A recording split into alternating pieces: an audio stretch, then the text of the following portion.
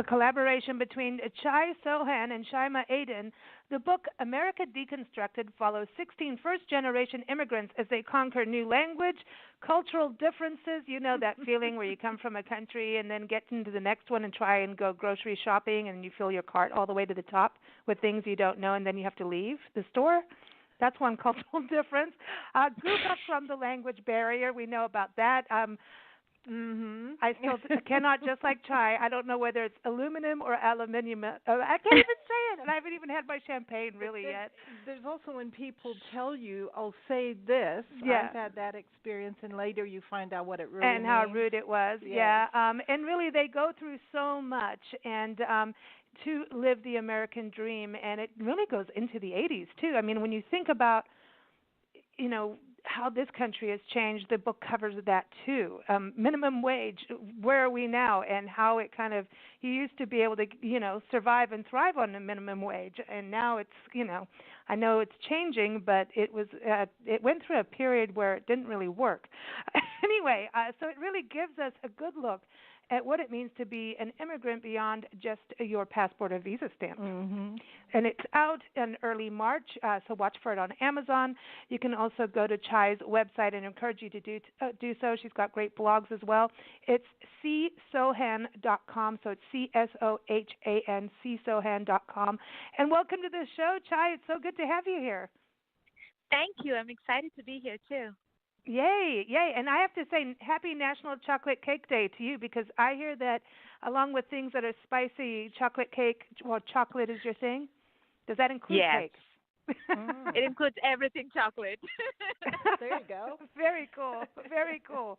No, okay, so does that differ between India and America? Good question. It actually does. So when I was in India, I loved American chocolate. So when my stepdad was here for 6 months before we moved out here, he brought Hershey's, and I was like, wow, Hershey's is great. Now I think chocolates in India are a lot better because we have Cadbury's, and I'm not sure if you that's my had thing. those. Cadbury. And they're so good. And every time I go to India, I literally have almost half a suitcase filled with chocolates coming back here. So, wow. yeah. See, you're like our friend, our one cooking expert, Ruth Milstein. Every time she goes to Israel, she comes back. She throws everything out of the suitcase and comes back with all her spices and preserves and her, things like, her little sweet treats as well. But I agree with you. Cadbury's rock. Because I grew up in, Kenya and England and South Africa, and then when we came to the States, the chocolate here, and it was Easter.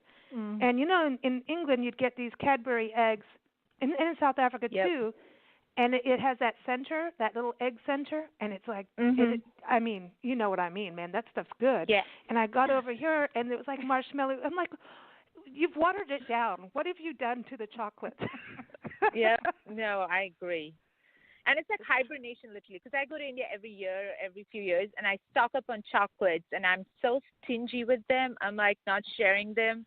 I'm like, it's got to last me 2 years, Don't even get me to give you chocolate. Sorry. That you're not chocolate worthy. Exactly. My husband gets like a small piece, and then he's done. And I keep telling him, you're not Indian. I'm sorry. That's all you get for being married to one. Oh, wow. You got to work your way up to that, Well, I love your story in the book, and people having learned your name, that's something I recognize with as well. I mean, just the name Lisa, I thought was pretty easy. There's a Mona Lisa, but I was always called Lisa or Liza, and I don't. and so for your name, Chaitanya, that was a hard thing, and you, especially at Starbucks, right? Yep. Oh. Starbucks. College, I mean, I've got so many variations of my name. And when I first moved out here, I'm going to go by Chaitanya because that's what I went by all my life. And, I proudly walked around with my name. And I got called Shitanya, Kaitanya. And I'm like, okay, you know what? The Shitanya was like my breaking point. I'm like, just call me Chai. So if it's an Indian person, I'm usually, or an African or, an immigrant, they're usually pretty okay with saying the name. Or they say some version of it that's similar. But if it's an American, I'm like, just call me Chai. Oh, how do I say your full name? And then I tell them. But when I introduce myself, I'm like, I'm Chai. Just don't butcher my name. It's easy to remember. It's the Swahili word for tea. That's that's what it was over there. But she's going to tell you it comes from India. Yeah. See, it does. It does. You know, The one thing we do really good is we find connections to everything that goes back to India. So, that's one thing that Indians do really good. well done. That's I good. wanted to, Cool. come on. We like that. You guys hey, listen. I really want to go to India. My whole life I've wanted to go to India, and I've got this thing about how Ayurveda works and how that was like the first medicine we have that the first broken arm was fixed through Ayurveda. And so I Right. want to go just for that. And then, the nature, the birds, the gardens, the tigers. people. I mean, come on. India is cool. And tea. Seriously. Tea. And coffee, too. Coffee. And peacocks. Yes. If you go down south, they have something called filter coffee, which I don't know how to explain it, but it's just really good. So you should try it, and then they might explain how it works. Oh, wow, I've never had that. I've never even, I mean, that's interesting. So now, the one thing about the book, which is so interesting, is there is a connection between everybody, and I think one of the themes that I thought was interesting is that it shows how some of the people that shared their stories ended up here without even thinking they ever thought they would be here. That wasn't like they woke up one day and say, I want to go to America and I'm going to do everything to get here. I mean, if you look at the current climate of this country and the world of immigration, I mean, right now it's a political thing, which that's not Right. what I want to dive into. But I think what's interesting is it really shows how people ended up here and they didn't even mean to. Right. And I'm the flag bearer for that. I mean, I grew up in India. I was doing my high school. Never had plans to come here. I had my goals set. I knew what college I was trying to get into as far as my, education was concerned. And then my stepdad happened to get transferred from India to here. And one day he tells us, oh, we're going to America. And I'm like, what? Are you crazy? He's like, oh, no, we're going to immigrate there. And 6 months later, I was here. I didn't want to be here, to be very honest, because I was a teenager. My whole life revolved around my friends, boys, just the very hardcore teenage stuff, And I was like, I don't want to be here. My friends are back in India. And, the way education works in India is schooling is very hard. But when you get to college, you start ditching classes. You start going to movies with friends. And so I was looking finally ditching classes, And then I came here, and college is hard here. It's the total opposite, apparently. So it was very unplanned for, and when I came here, it took me 2 years to kind of get used to America. And for 2 years, I threw tantrums. I acted sad, sick, rebellious, you name it. I tried every trick that was there, and my parents were like, we know you're a happy, funny girl, so just sit down, and it's going to get better. They didn't even let me visit India in those 2 years. I think they thought once I get there, I'm not going to come back. I think that's what they thought. But anyways, so, I'm one of those people that, it just happened to me. 6 months later, here I was at San Francisco airport. No clue what I was signing up for. Wow. That's amazing. It's kind of like for me as, growing it's up. Scary. It just was interesting. When we lived in Kenya, Nancy took me there when I was about a year and a half old. And she was working in the bush with a lady called Joy Adamson, who's famous for Born Free, Elsa the Lion, and it's all about wildlife conservation. And so she's out there in the boonies playing with wild animals. And I lived with 2 different African tribes and grew up that way as my, real formative years. And I learned how to herd cattle. And then it was time Joy Adamson got murdered, and we ended up living in Nairobi. And Nancy, she's a wildlife artist. Other thing. Yeah, and she ended up teaching art to these nuns, these Carmelite nuns, because they were trying to help her. She was a single white woman in Kenya, and that was a whole other thing because she couldn't even get open bank accounts without a man. And just you have to add the word divorced in there because that back then. That was like, oh boy, you are just really scum. Yeah, it was crazy. But she put me in a school, Snow White Nursery School, and it was the multiracial school. And I was the one who made it multiracial. I was the token white kid, and most of the kids in there were Indian, and There was one little boy who was part Maasai, and he kept jumping up and spitting on me and trying to hit my head down, and it was because I had long blonde hair, and he didn't know what I was. And you were taller. I was taller, and in the Maasai tribe, the men are tall, have long hair that they braid, and it didn't make sense to him. And he was spitting on me. It's a blessing. And then he started hitting me, and one day I just turned around and hit him back, and then the school asked me to leave because I hit the Minister of Home Affairs' son. And, of course, he has hundreds of wives and kids and everything, but now I had to leave, and I got put into a convent, thanks, Nancy, where they have big rulers. But in school, you didn't get. But it was being that token little kid where I, went from living with different tribes in the bush into now you're being picked on. It was crazy. It was really like an interesting experience. But look at your well-rounded education. Yeah, apparently, though, you don't hit back. You get kicked out of school. But, yeah, it was just really, it's bizarre, but kids actually do get along. But that was a very competitive school.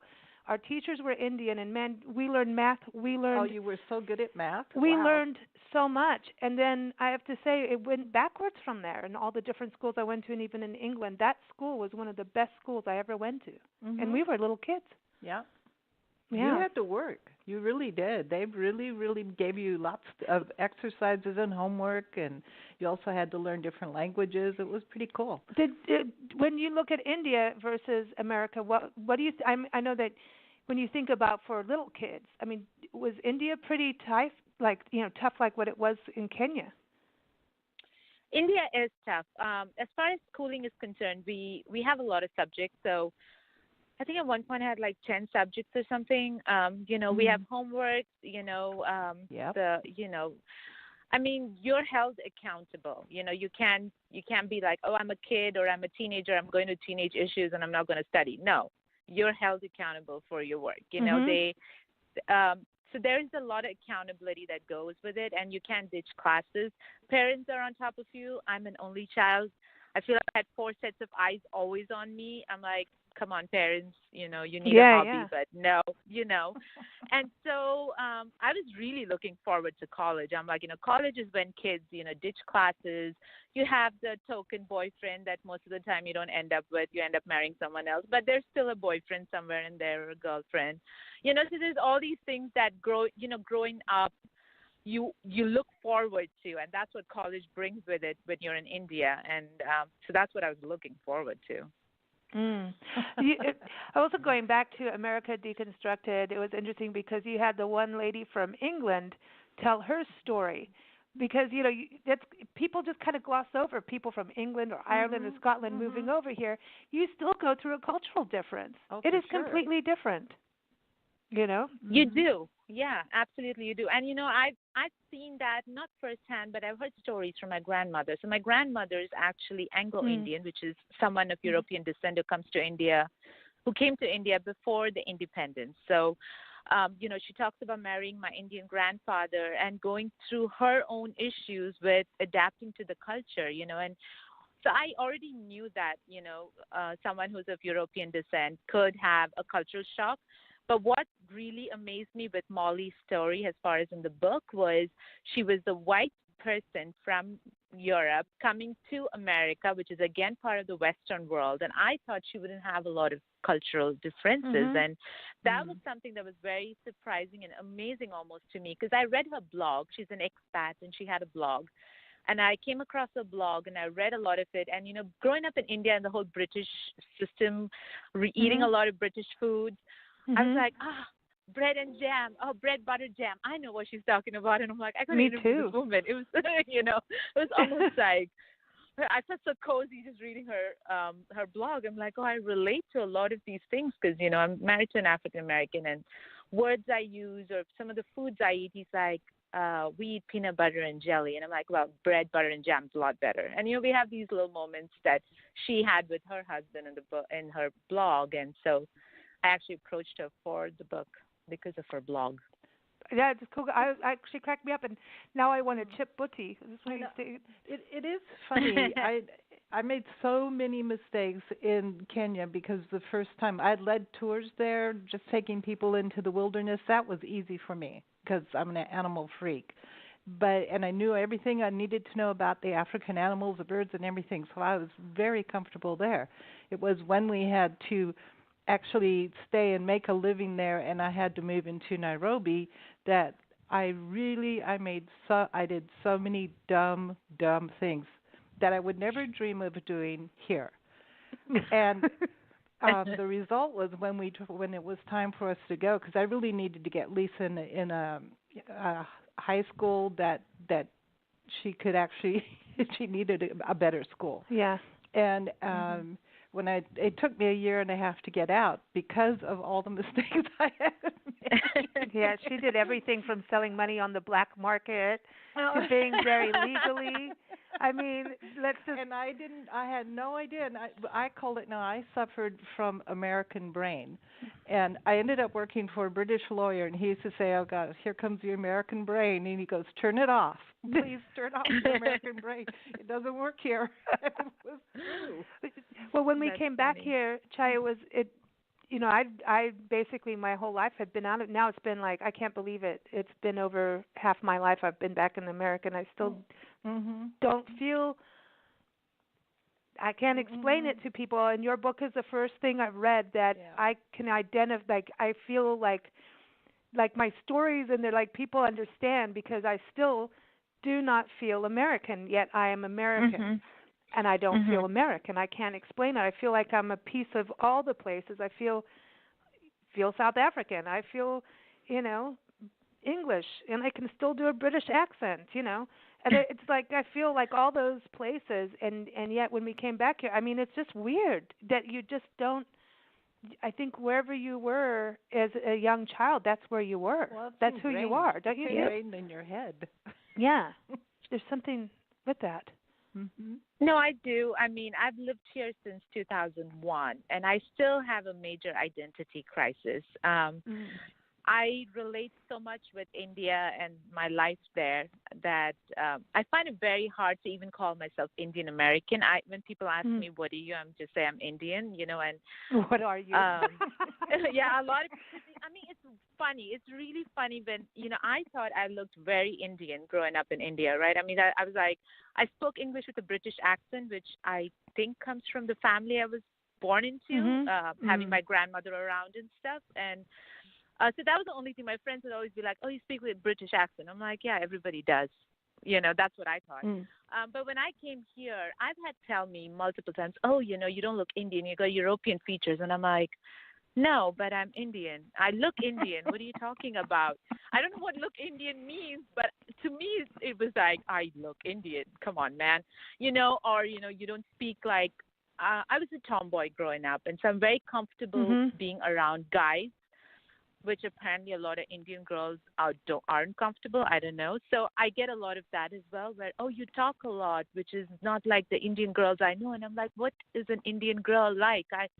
I know Indian girls who are very talkative back home.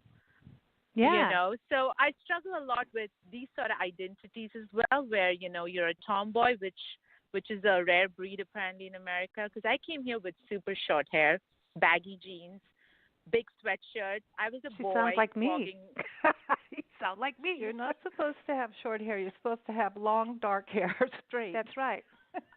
Yep, I learned that too, because when I went to college, I mean, it was I had my own identity crisis even in that, and because it really happened to me when I was, I think, my sophomore year, and this guy I had met in my freshman year. By then, my clothes got a little tighter. I was trying to get into this American mold of some form, and he told me, "Oh, you look so pretty. Do you want to go out with me?" And I'm like, what do you mean I look pretty? You look a lot prettier than you did when I first met you. And I'm like, because my shirt is tighter? Or what made me more pretty? I can't tell what made me more pretty, but I was more pretty, Wow. So I struggled a lot with those sort of things because I grew up in a country where, as much as it's a male patriarchal country, we have girls who are tomboyish. We have girls who have short hair, and it's acceptable. Like nobody questions if you're a girl or if you're a feminist. Nobody questions, oh, you're a feminist, so you might just be a lesbian, which is cool, but I don't know how those two things are related. But I was asked these questions when I came here because I would talk about feminism, and guys were like, "Oh, you have short hair. I see where you're going." And I'm like, "Okay, No. where am I going?"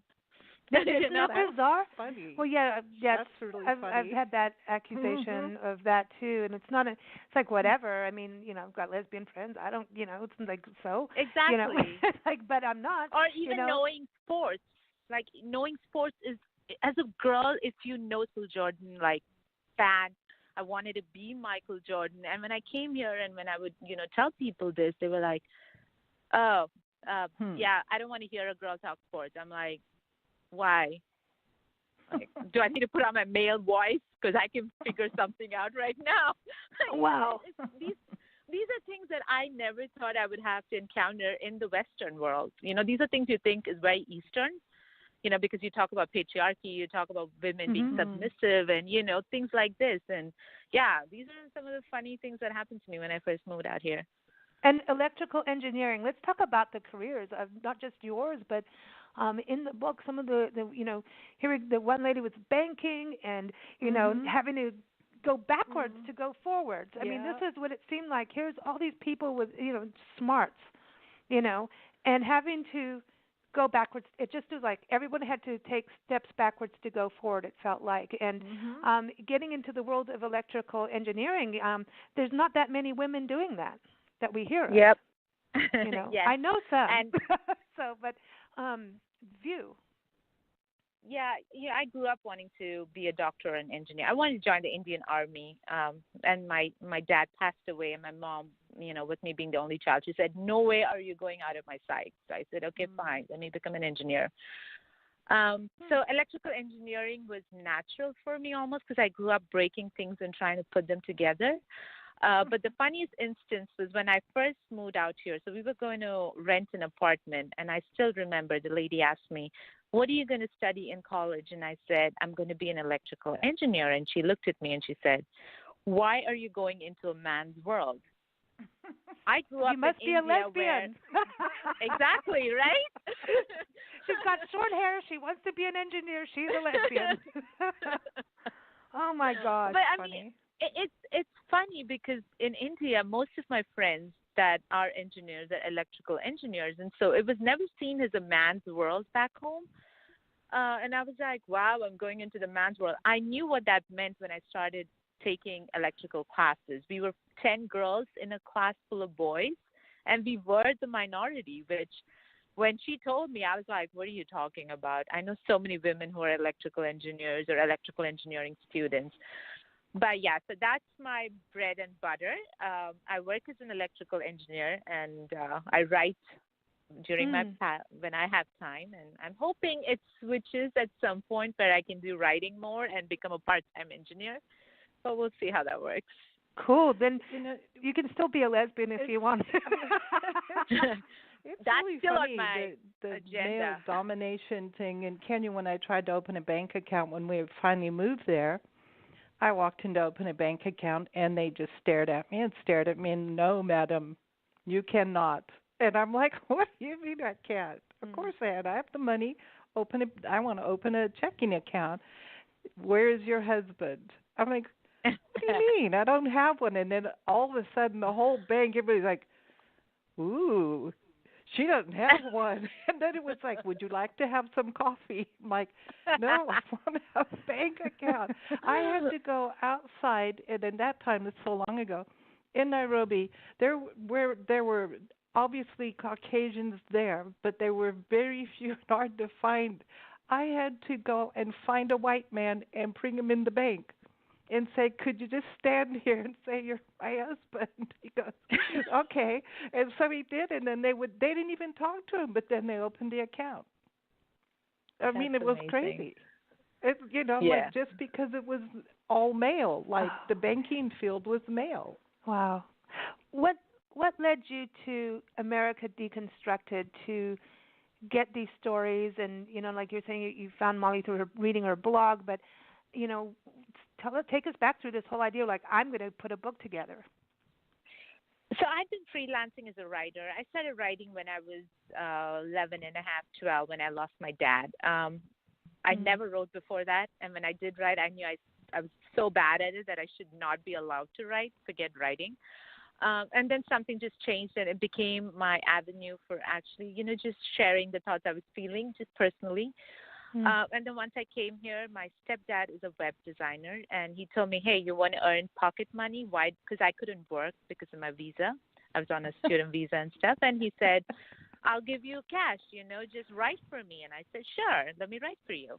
And so I would get my, pocket money to go to Burger King or whatever.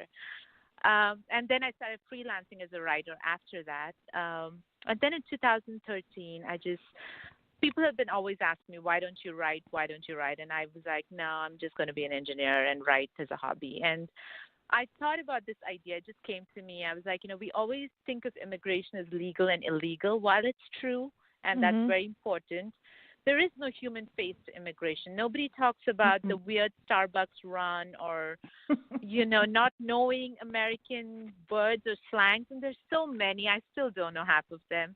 I was like, it'd be fun. And so I pitched it to my co-author, Shaima, who's my best friend from college. And we were like, sure, let's go about doing it. So I wrote my story. That was the first story I wrote, just to see if I could even write a story. And then I interviewed Parag, who's in the book as well.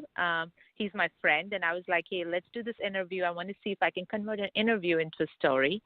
And once I wrote a few of those stories and I got the confidence, I started approaching people like Molly, who was an expat. And I paid Lysian, I don't know how to say his name, but the guy from Kosovo. I actually found him on one of the freelancing websites, and I asked him, hey, do you want to be part of my book? And he said, sure. And I paid him $10, and he interviewed for us. We knew a lot of the people. Majority of the people in the book we knew in some capacity, either family, friends of friends, co-workers. So we try to stay in our little area. We try to stay in our comfort zone where we wanted to interview most of the people that we sort of knew or came across at some point in our lives. And that's how the book happened.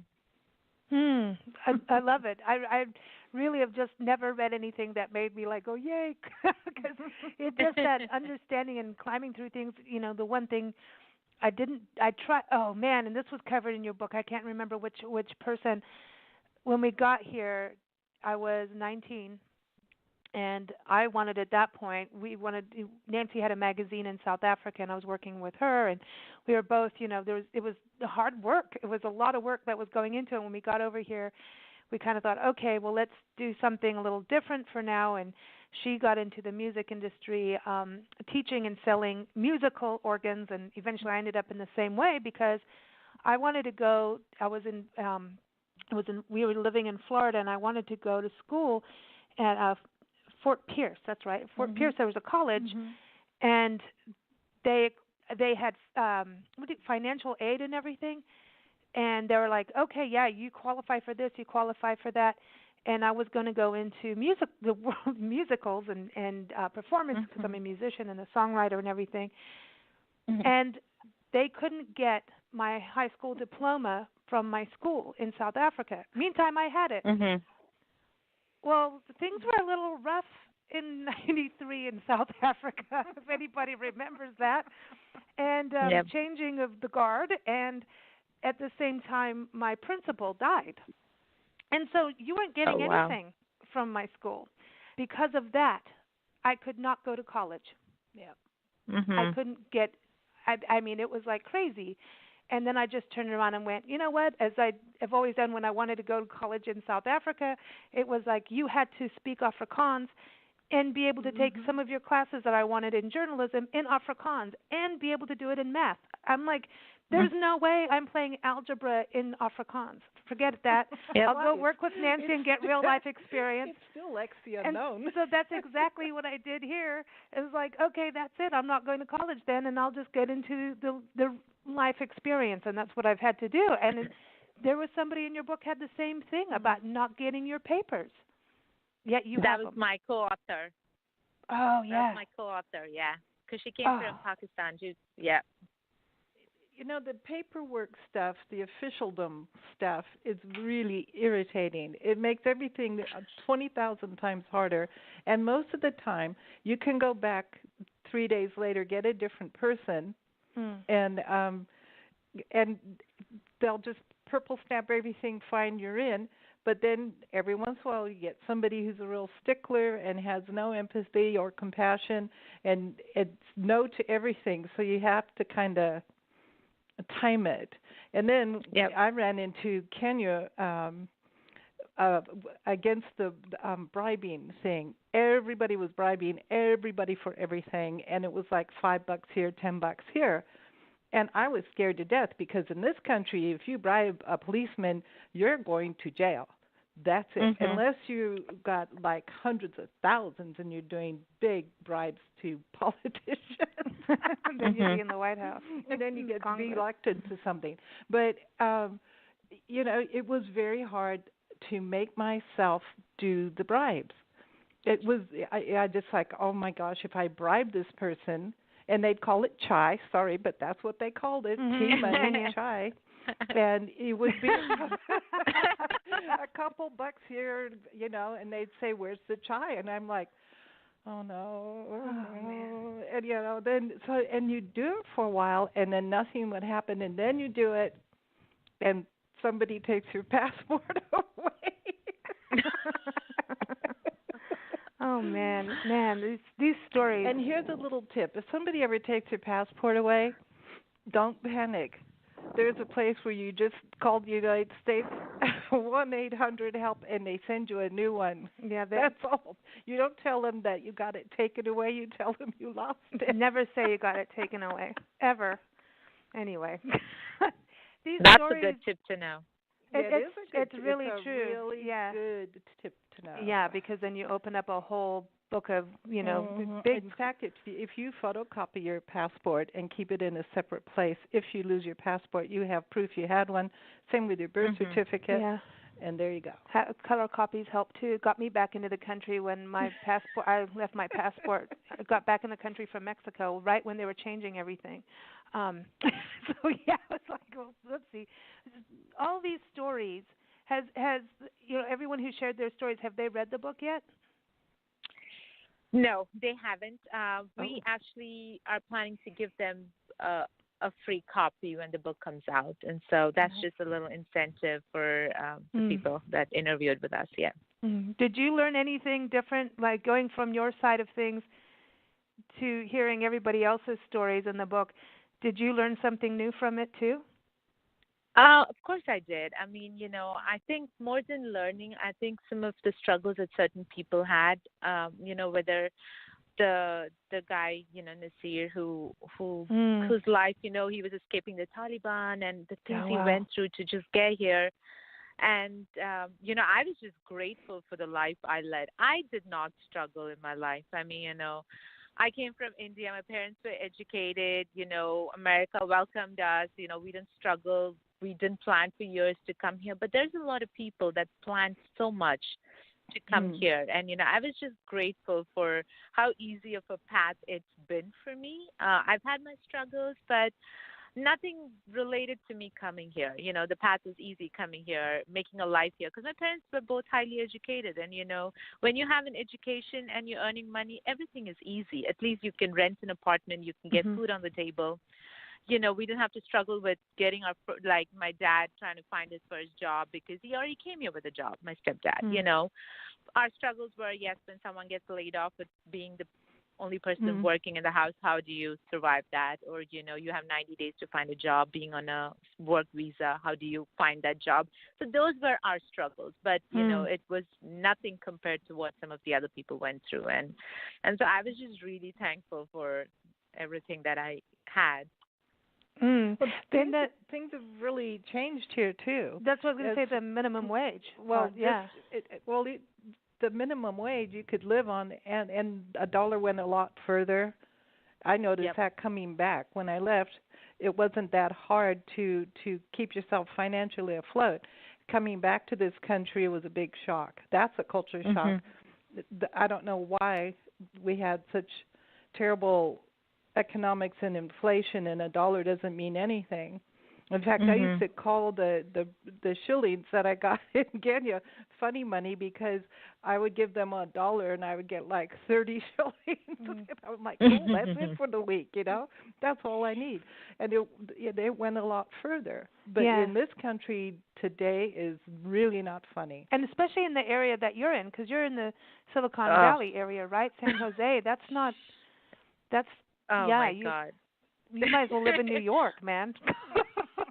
I'd rather prefer to live in New York. You know, I've been a nomad all my life. I've lived in so many states in India. We moved every few years, and this is the longest I've ever stayed somewhere. And I have this major itchy feet going on right now. It doesn't sound good, but I just really want to leave and go somewhere else. My husband's born and raised in California. He's like a California boy and very practical. I'm a nomad. I'll just pack my bags and go. And I'm like, hey, I have a degree. I could go work anywhere. You know, he's like, find a job. Get a job. You need to be stable. And I'm like, okay, forget it. You're just taking the whole fun out. Forget this move. You should come hang with us on our tour, with our Love Your Parks tour. You know, that's what we're doing. We're going to be on the road full time now, starting in May. Don't have itchy feet. We have itchy feet. I know. That's what we do. We just get rid of everything and go on the road for, like, last time was 3 years. We did it in South Africa for 2.5 years. We did it in England for about a year and a half. And now we're going to do it again. And I think this one's like it until we melt. Because it's so good. It is good. It is good. And I think everyone has to have that, you know, even if it's just big road trips or something like that, you've got to travel, because it seems to me that's, you know, with you being that kind of, you know, nomad, and that you are able to understand different cultures, and I think that really relates into what you've done with America Deconstructed, is have that open mind. And once you have that, and you understand the world better and people better, and it gives you so much more empathy, understanding, you know. And I think everybody, no matter where they are in politics, will find these stories eye-opening and heart-opening, and give people, like you're saying, the human perspective of what it's like to be an immigrant. And not just in this country, I think it's about being an immigrant. You know, it's about just moving. You know, I mean, being an immigrant. Such a shock when I moved states in India after my dad passed away. And again, you know, I went from a metropolitan city to a city which is a big city, but it was still a little bit more rural than metropolitan. And I went through issues there. You know, I was a girl with the short hair, a tomboy. I spoke English with an accent, and you know, people were like, "Where's this girl coming from? Like, she says she's Indian, but she's acting weird." You know, so I've been through that in India. You know, so you don't necessarily need to change countries. You know, you move from two different states. You have your own, you know, issues with, you know, assimilating or, you know, starting your life over, and it's fun. It's a lot of fun. I enjoy it. Me too, because it is. It's like, ooh, something new, and it makes you a stronger person of knowing your core. You know, you have this different language. You know that. Yep. I can't even explain that, but yeah, it's true. I mean, when we got here, I worked in fast food, 3 different things to just make ends meet when we first got here, because, again, you know, 19 years old, minimum wage, really didn't pay anything. And I almost got fired from all my jobs. Number one, I had to do this one thing. I was working at Author-Chai-Sohan's Fish and Chips. I remember this, and I'm allergic to fish, so it was a really good job for me. But I had to speak on a microphone to the kitchen in front of the clients and everything, the customers, and nobody understood me. And all day long, people were like, "Are you Australian? You must be Swedish. You know, are you, you know, Scandinavian?" I'm like, "No." And then, "I'm American." "No, you're not." I said, "Yeah, but I lived in South Africa, but I'm American, but I still have a British accent, so there." And so it was like a big mess. And then I couldn't do the money, because the money, like the bills are all green. It's the same color, same size. And in all the other countries, it's all different colors, different sizes, you know. But here, it's like, come on, have some color. Just say it. Make it easy on us, you know. I wonder why they're all the same But I had color. the one lady sat me down. She says, "Lisa, you're not a stupid person, but And I'm good at math, man. I went to the school in Kenya. I knew like 12 times the table like when I was 4. I knew that stuff, and it was like, what? It was just because of how the money system was here, and I did not get it whatsoever. And I kept trying to translate it back to rands in South Africa. That doesn't work. Okay, but now, Chai, what is your champagne toast? What are you happy about? I'm just happy someone took a chance on this book and got it published, because we went through hoops to just get there. I was a little stubborn that I wanted to get it traditionally published, and I'm just really grateful for my publisher, because he was like, you don't have a lot of marketing on your plan, but I think you have a good book. I'm like, hey, I'll market it as much as you want me to. Just publish the book. Put your name on there, man. And he did. And I'm really thankful for that. Awesome. Well, congratulations. Yeah. Thank you. Everybody, go get it. It'll be out soon, but you can also go to Chai's website. You can pre-order it. Yeah, pre-order it on Amazon. Pre-order it. Yep. Yeah, do that. Get that ball rolling.